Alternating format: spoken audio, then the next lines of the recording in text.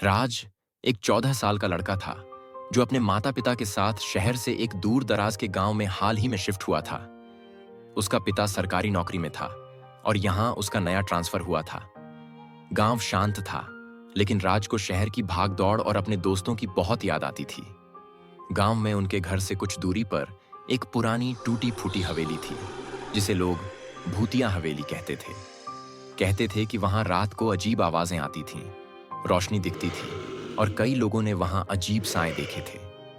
राज एक जिज्ञासु लड़का था, रहस्यों को जानने का शौक था।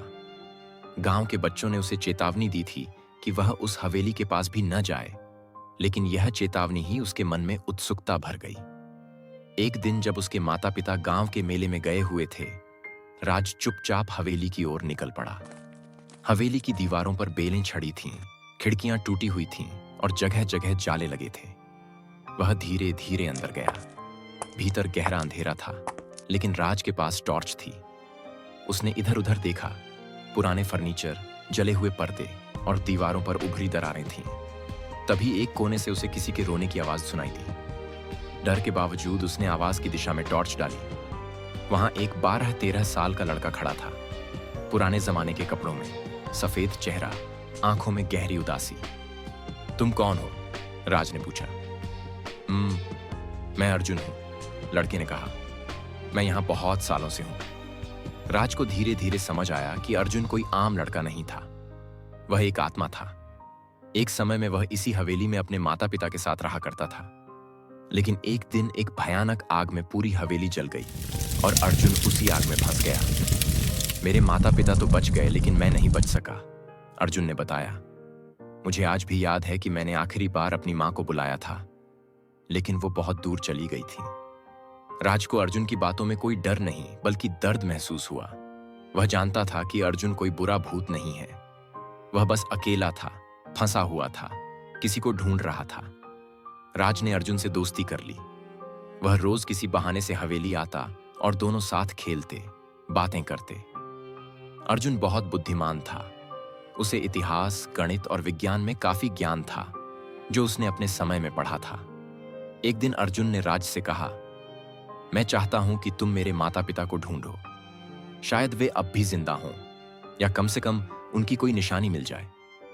मुझे मुक्ति चाहिए, राज ने अपने पिता से कुछ जानने की कोशिश की।